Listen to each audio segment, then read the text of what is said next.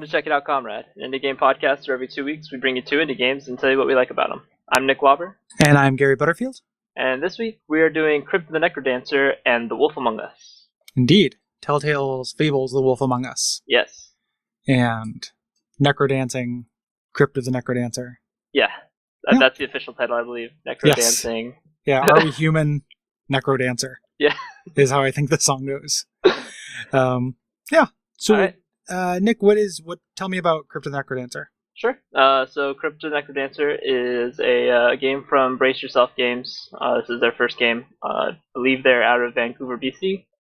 And it is kind of just released as early access as of July 30th.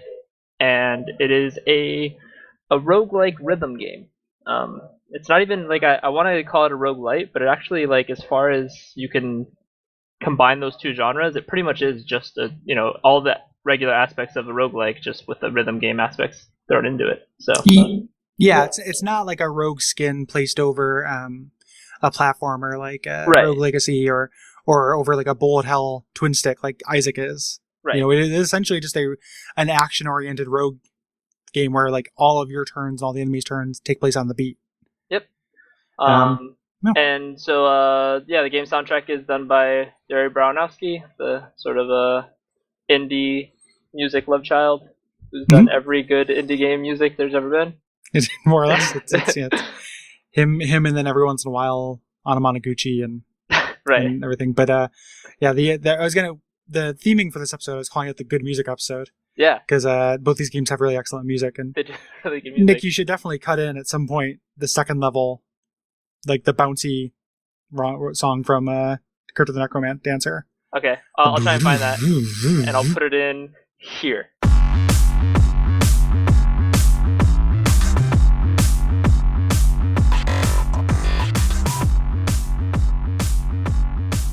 No, the song is so good. Like the music in this game is very, very good.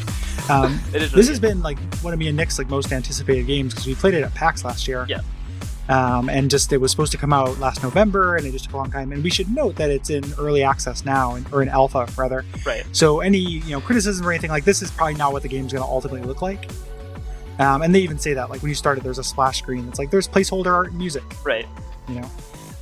So it kind of comes through, I think, in that like the early levels are more developed and more kind of balanced and more tweaked than the later levels are. Okay. How far did you end up getting? I haven't. I got to the boss of the first zone. I've never gotten to zones 2 or 3 or beyond. Just yesterday I was able to beat zone 2 by like amazing drops. Like gotcha. Just super, super lucky drops. Zone 3 I haven't been able to get out of our first room in it without dying. And like I was thinking about it because it's got a little bit Isaacness where you essentially each run you have permadeath, but you unlock something and give it a greater chance of appearing. Right. So it's like, oh, this weapon might appear now.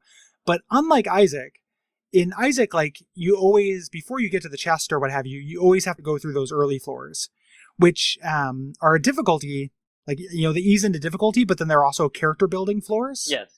Like this is low stakes and I can make my guy. Mm-hmm. But Necrodancer is almost like 4 difficulty levels than 4 levels. Yeah. Like there's no continuity between them. So after you beat zone 1, you don't go into zone 2 with all of your equipment. You just start zone 2 fresh. Yeah, that's and it's hard. Unfortunate. Yeah. And zone 3 is ridiculous. And I can't even imagine zone 4. So it's like I think it really needs some tweaking there. Like if you could just make a run through the whole game through zone 1 to zone 3, like with that kind of equipment, I might be okay. But as is, like you just start out with your shitty dagger and nothing else every single time. That's unfortunate. It's hard. Yeah, I bet. Yeah. So one of the neat things about it being like a rhythm-based game, when Gary and I first played it, was we played it on a DDR dance pad at PAX. Because everything is just controlled with arrows, even using your spells and items are just combinations of the arrows. Mm-hmm. And so that makes for a real interesting way to play it. And I kind of, I can get accustomed to the arrows, but I'm not used to playing rhythm games that way. I'm sure people who come from like Beatmania or any of those other games that kind of have a popularity of people playing on the keyboard would be right at home with this. But for me, like, I kind of feel like I want the dance pad to play this because that's just what I'm more accustomed to as far as controlling it. Yeah, and well, they also, I think the dance pad version like is a little bit easier too. It says that in the menu, like dance pad, slightly easier version. Oh, I didn't see it. Um, Well, I saw that it said dance pad. I didn't realize that was actually like a difficulty decrease. I think so because it's it'd be harder to use the items and the you'd run into some endurance problems, Right. especially like some of the later beats are just really fast paced. Like the third world, as far as I can tell, is all techno. Like it's all really fast paced techno. Yeah, I would love to try it with a dance pad. I don't have one. I don't have one that I could use on my PC, but it would be fun to try. Yeah, I agree. It works just fine with arrows, and it is really compelling to play. Like the music is really good, and it engages you in the beat in a way that music doesn't do. Right. Like other games, like I don't leave other music rhythm games like doing everything to the beat. Like it is very like everything is the beat. Like your little heart meters bounce to the beat. Like everything is just it's very ingrained. Your whole screen is reacting. When you've got a coin bonus going, which if you've kept the rhythm up for a certain amount of time, you get a multiplier to your coins, and then the whole floor becomes a dance floor, and it's flashing at you on the beat every time. Yeah. And all the monsters are dancing and moving to the beat, and all your icons UI are all bouncing to the beat. Yeah. Yeah, and then I love there's a tons of like super awesome little touches, and that's why I have a lot of hope for this becoming better as they work on it. Yeah. Because some of the details are just like super compelling. Like I love the shopkeeper that sings along. That's amazing. You just have to be close to him, and he just kind of like opera sings to whatever techno song you're doing. And it's even meant to be like a hint of you're being near the shopkeeper because you can kind of hear him muted through walls.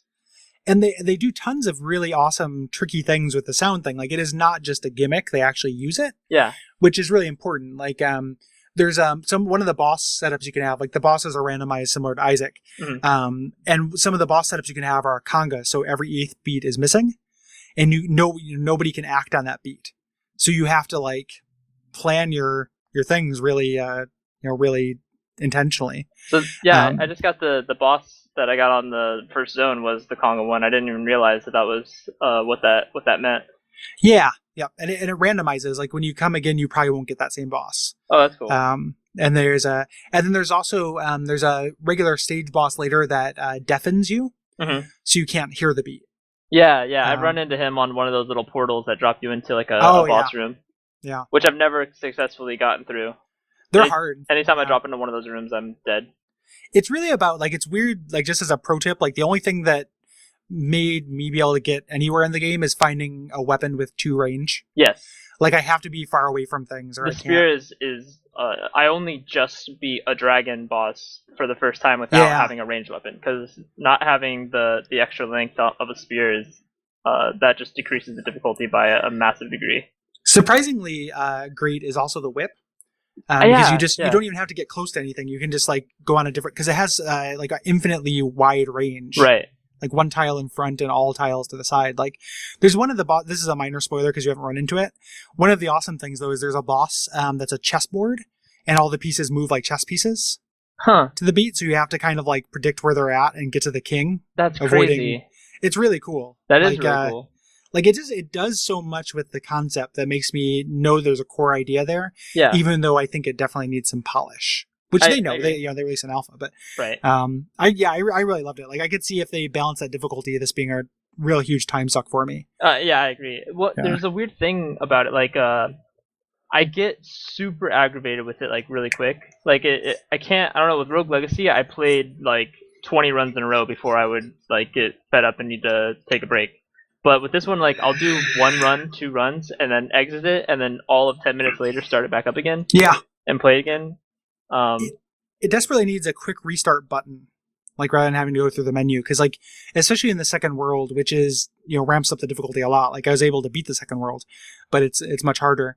Like sometimes you are just screwed right off the bat, and like it has that Isaac thing where you unlock items as you go, but some of them aren't always useful, so it's actually kind of working against you. Right. Like when you're first starting, you're very likely to get a spear because it's the only other weapon that's unlocked, like the spear and the broadsword, I think. And then as you get more items, it's like I keep finding like monocles and different magical rings and shit. Right. And I really just need a weapon. Yeah, I think there should be some balance towards that. Maybe like a weapon specific chest or something that is more likely to appear. So there's an equipment specific chest, but I think that like each floor, or at least the first floor, should have a weapon related chest. Yeah. You know, it doesn't have to be a good weapon every time, but like, you know, some kind of upgrade to your weapon, because even like a better material dagger makes a big difference. And it also has a sense of mystery that Isaac has, where like you don't know exactly what things do, and you kind of have to figure out as you go, which is really fun. Yeah, I'm getting a big kick out of that so far. Yeah, because like you said, it kind of has that deck building element where you get diamonds in your playthroughs and you go spend them in between runs and unlock new stuff that can appear in chests. yeah. And even then, like, you just have a name. You don't really have any inkling as to what they do.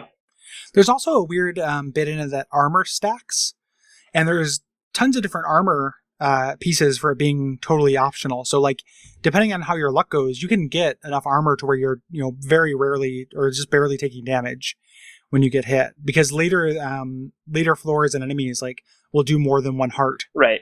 on things. So it's just kind of interesting. Like, you can get to where, I think on the run that I finally made it past the second world, I had like 3 pieces of armor. Nice. So I was, you know, nothing was doing, like, things were doing like quarter hearts, you know, to me. So it was just, you know, really no problem. Cool. Yeah, it's really good though. Like, I like it a lot. It's definitely worth supporting, and I look forward to seeing the beta and ultimate release of it. And I hope that they don't do that thing that, you know, some developers do where they kind of give up. Well, you know? Luckily, I just found out today that they got published by Clay, the guys who are doing Don't Starve and some other like indie game publishing. Oh, okay. And I assume, you know, with that comes some extra funding to actually get it out. And now, obviously, now that they're on early access, they're actually bringing in some funds. So hopefully they stick with it and make a more complete, polished product in the end. Which, I mean, it's definitely playable right now. It's plenty of fun to play. But like you said, I'm sure the end game is not as developed, and you know, there's only so much content so far. Yeah, that's definitely I agree. So, yeah, well worth it. Yeah. All right, so let's move on to The Wolf Among Us. Indeed. So, Wolf Among Us, it is a Telltale game, episodic adventure game, very much like The Walking Dead. If you have that, you'll recognize the formula immediately. But it, instead of being based on the Walking Dead comic book series, this is based on Bill Willingham's Fables comic series. And let's see, release dates. It came out. The first episode actually came out on October 11th of 2013, and just finished up in July with episode 5. Yeah, we wanted to wait for it to be done. We've had it for a while. Don't want to. There's no point in playing a fully story-based game and cover it on a podcast if the story isn't all out yet. So yeah. But it's available on like everything. It's on 360 and PlayStation 3 and 4 and Xbox One and Vita and iOS. Like, it's just everywhere. So yeah, you can play this however you like, and it's interesting too because it's kind of the confirmation of Telltale, their new direction, because there's kind of a pre-Walking Dead and post-Walking Dead Telltale. Yes. You know, like the Sam and Max stuff, and that stuff's fun. You know, and the Monkey Island and Back to the Future and stuff. But then Walking Dead came out and they realized, like, oh, nobody likes inventory management puzzles. Right. Like, everyone just wants this dialogue and this like interactive story. And then this is a real confirmation, like, hey, we're going full bore with that. Yeah, exactly. They started off sort of just being the last torch bearers of the adventure game genre and stuck to kind of every gun that there was. And then when Walking Dead came out and introduced this, like, it's all about choices and dialogue and quick time it's because events. of Double Fine Adventure. They were able to relax. Yeah, exactly. Like, someone else has got the torch Shafe's now. back. Yeah, we're good. Like, we can stop running in place. The Shafe's got us hot. Exactly. So the Shafe. Do we have a nickname for him now? The I didn't realize. But yeah, the Wolf Among Us is, so it's the same kind of thing, same gameplay, with some minor tweaks if you're used to The Walking Dead, and you probably are because it was a huge game. Mm-hmm. It's a little bit more action oriented than The Walking Dead. Yeah, some more quick time events than Walking Dead had. And totally different genre. Like, this is a like a film noir, like society building, like it's a class war story. Yeah, it's a classic detective story with a community that is relying on every choice you make. Yep.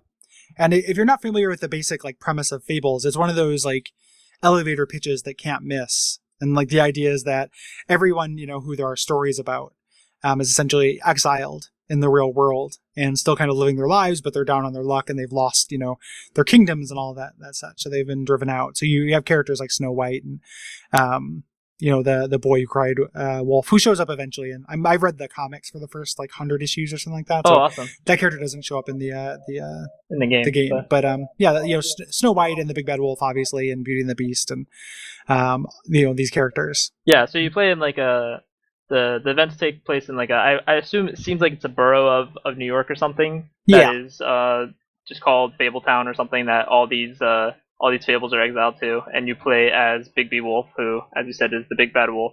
But all the fables, they're all assume a human form thanks to this magic, and are required to do so by the like law of Fabletown. They're kind of self-governed. Yeah, and you can't. It's like in Vampire the Masquerade, like how you can't show off your supernatural powers and the like. And so you're Big B Wolf, and you're the sheriff who most of his stuff is just kind of enforcing that rule and kind of getting into minor altercations with people to stop infighting between the fables. Yeah, and it's interesting too. It has a really interesting place in the kind of canon of the book. Because it's a prequel, like it takes place before the comics start, and it's when things are shittier. Like when the comics start, things aren't quite as run down, and you get the impression this is much earlier. And it's cool too because it does, similar to The Walking Dead. Like I feel like The Walking Dead has been explored in a lot of different mediums and explored really well, but the game explored an aspect of it that hasn't really been explored, right. Or like explore an aspect a different way. Like the fatherhood thing is a big theme in the book, but they did it in a different way. Right. And this is this kind of like class war stuff has never really been brought up in the books. That's cool. Yeah, it's really like it's very faithful to the kind of spirit. And the books, are very good for a long time. Like they, eventually get kind of fall off the rails, but the first 100 issues, which is tons of comics, saying like only the first 9 years of it are good. Like only the first 8 years of it are good. Right. But it's very good for a long time. And and this fits in really well into the kind of feel and mythos of it. Awesome. Yeah.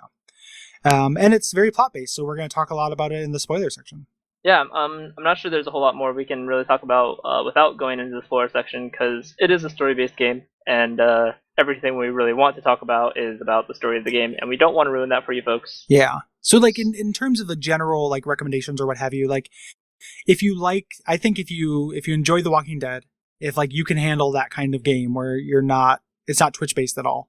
Right. And you just want to be kind of taken for a ride, and it's really like Telltale is doing what David Cage wants to do.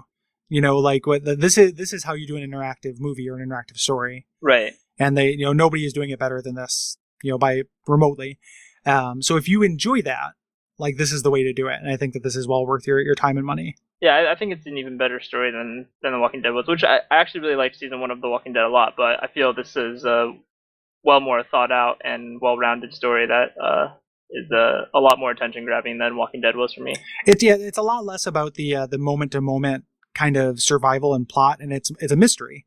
Right. So there's no central, like they kind of introduce a central mystery halfway through The Walking Dead, but it's not, it is halfway through. And Walking Dead season 2, like they just released episode 4, episode 3 straight up climaxed like the story. So it's at this point, like it's not, I think out of the 3, it's turning out to be the least compelling. Right. But this is up there with Walking Dead for me. Like Walking Dead was the first, so I have a hard time splitting hairs, Right. But this, I love this. Like this is really, really good. Yeah. So definitely, if you like The Walking Dead or think you're into a game where story is absolute centerfold, then check it out.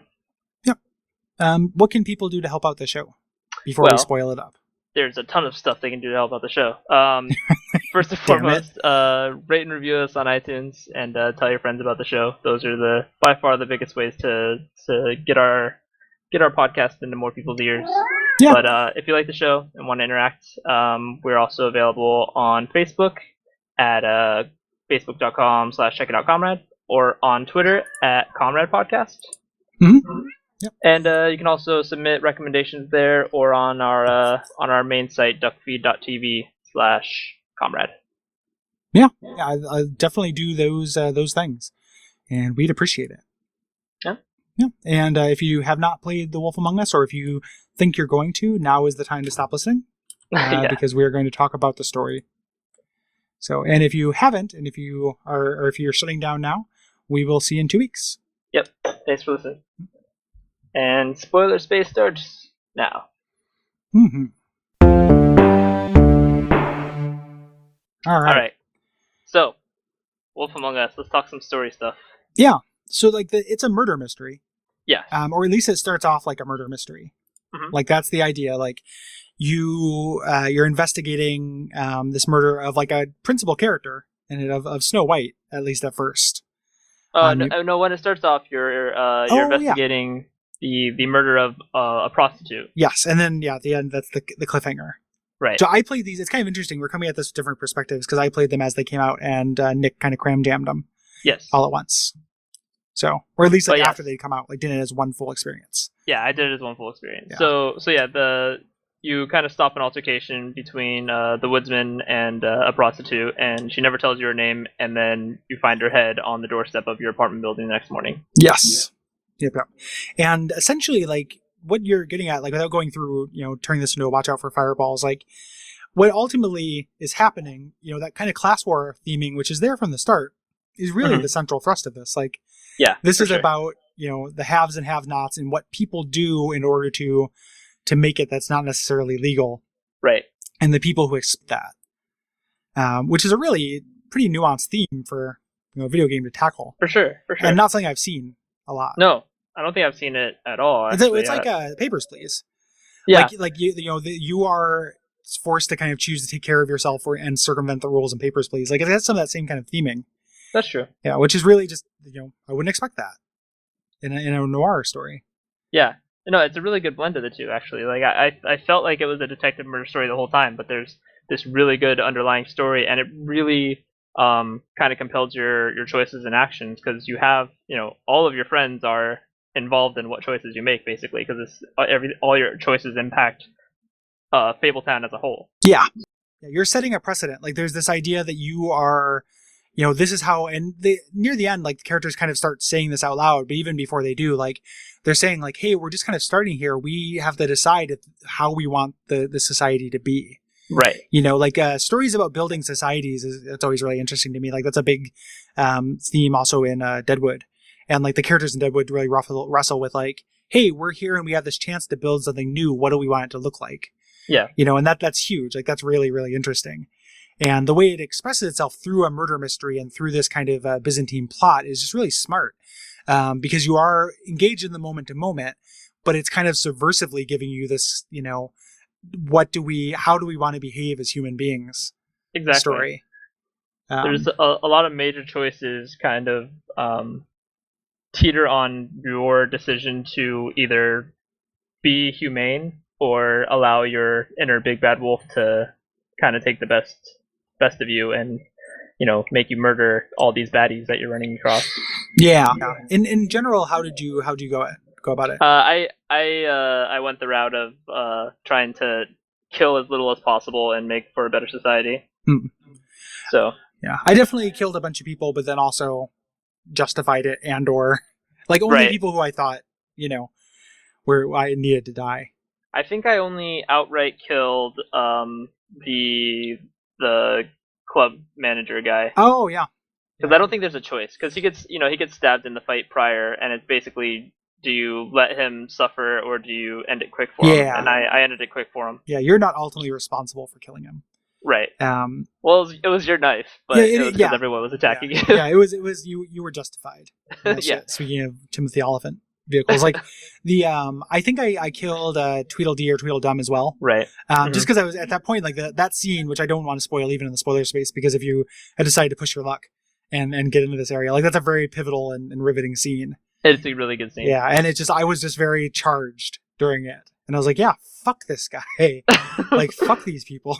That totally makes sense, but that was me trying to I don't know, like bring him back down. Like back down from that the animalistic high he was on. Yeah, that's the conflict. That's what they're going for. Right. And it reminded me of like one of my favorite parts in The Walking Dead. Like if you haven't played The Walking Dead season 1, fast forward 15 seconds.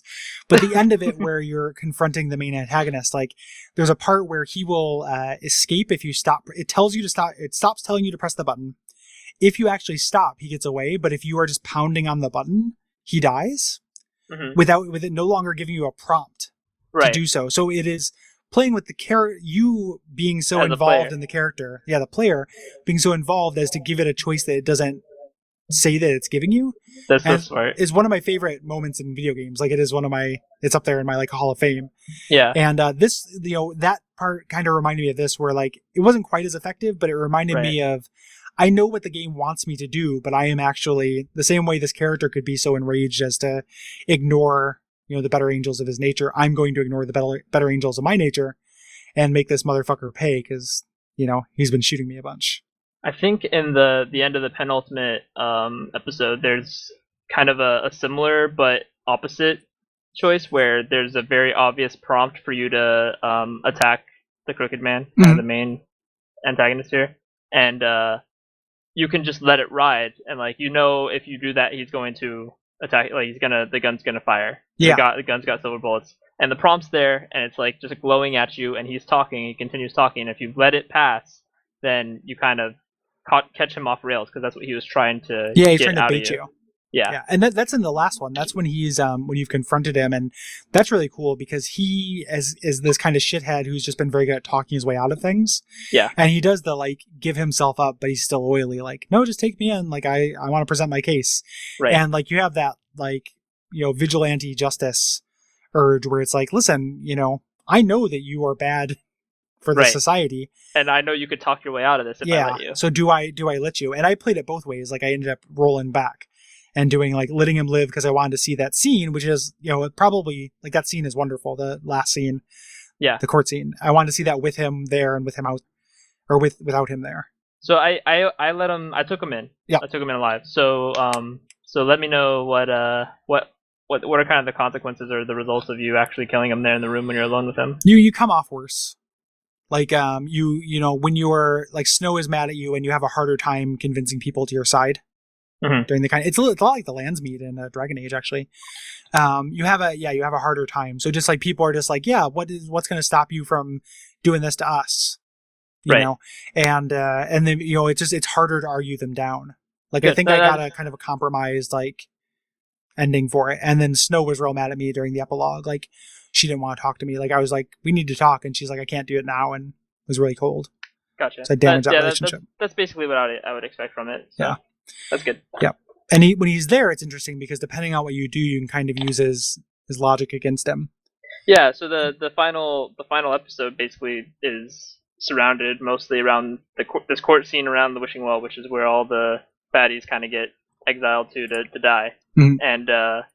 And yeah, so it's a real like courtroom trying to persuade the jury of other fables by kind of having your tongue sharper than his, if at all possible. Yeah, and it's just such a thing. Like, it's funny how at this point you've seen such evidence of it, but he's almost got he's got a point, which is really strong. Like, I know he's bad for things in the long run. Mm-hmm. However, he is right that the society has failed these people that have turned to him. Right. And that kind of like no side, like both sides are right, no side is right, is the kind of morality that like I love seeing in games. That's a real Torment thing. Like, it reminded me because I was revisiting Torment recently a little bit, and there's like a guy who sold his body to the Dustmen to be a slave, and his wife is really anguished by it, and he sold his body to like pay their rent or something. Right. And it's really interesting. Like, you can put him out of his misery. She wants you to do that, but it was his choice. But he did it for the greater good. Like, there's just, you need, adding like a lot of, it's not enough. Like, both sides, need to be right and both sides need to be wrong to make compelling morality in games. Exactly. Yeah. If it's all black and white, then you know what the right choice is and you know what the wrong choice is, and there's no inner struggle in the player. Yep. And if you're not, everybody's done that. That's been done to death. You don't need to. If you can introduce something fresher, something more tugging on the actual player's morality, then you're gonna reach a place that other media hasn't. Yep. Yeah, because it is one of those things where like games are games, and the difference between like the way the Telltale does it and the way that David Cage does it is like Telltale uses the fact that it's a game to further engage you. Exactly. Whereas like a David Cage just has a game next to a movie for the most part. And like that is a worse way to do it. And it's not taking advantage of the medium. Like, it's not artistic in a a non-qualitative word, and like a definitional word. Like it is not artful in the way that this is. So I agree. yeah. Mm-hmm. Good So, shit. I think that's about The Wolf Among Us. Yeah, I mean, I am so in love when it's paired with writing this good. Yeah. A game that is all just about choices and actually having those choices have an impact. It's just like kind of top of the media at this point. Like that's such a good thing Yeah. And for gaming to have right now. I really like it's true. It's also like this episodic content thing. Like, there's been some talk about whether it serves Telltale or not. But one of the things I liked about it was, just to speak, like, I think they're probably better if you do all of them once, and that's how I did. That's not how I did any of them. Now that I think about it, I did. I jumped on Walking Dead like episode 2, I think. Right. But the is that like everyone? I never knew when it was coming out, and I would just come home and it's like, oh, I have like a movie length, really great gaming experience with a cool cliffhanger. Yeah. Ahead of me for now. And like, it would just be like a really, like, I like that kind of, that option too. Like something this high quality and this short, when you look at them as just individual episodes, like that's a plus for me. Yeah, I don't think it's really doing them any disservice because people, like me who want to be able to slam jam them all and play them all at once, you just wait. Yeah. It's like the game was going to take this long to be produced anyway. So the game, if the whole game had come out in July instead of starting in October and being slowly released until July, then I would have gotten the same experience no matter what. Yeah. But you get the benefit of getting a short experience every, like you said, every month or every so. few months. It came out quicker than Walking Dead season 1 did, I believe. October to July is not, it's like 6 months or every couple months. It seemed more on schedule. So. Yeah. And just as a side note too, like this episode's running like slightly long for us, I think, but that's fine. One of the things I wanted to say is how I'm having a hard time being excited about the licenses they've picked up. Right. But like, I like them so much that it's going to make, like, is Telltale going to get me to like play a Borderlands game? Because it doesn't seem like it from here, but like, yeah. yeah. I'm not so sure about the Borderlands one. Like, I'm okay with the Game of Thrones one. I want to see where they go with it and who they put on the writing staff for it. Yeah. But yeah, Borderlands is gonna be a fucking stretch, man. Yeah, I have no interest in that, and I think that like the metafiction of it is so fucking terrible. And yeah, I just I don't know. So we'll see. Yeah. We'll see what the reviews say. And yeah, at least with these two, they had good base material to go off of. Yeah, that like supported it. So. Maybe they actually have writers good enough on staff to just kind of make a shitty IP into a good one. We'll find out. Yeah. Yep. Cool. All right, guys. Thanks for listening, and we'll catch you next time.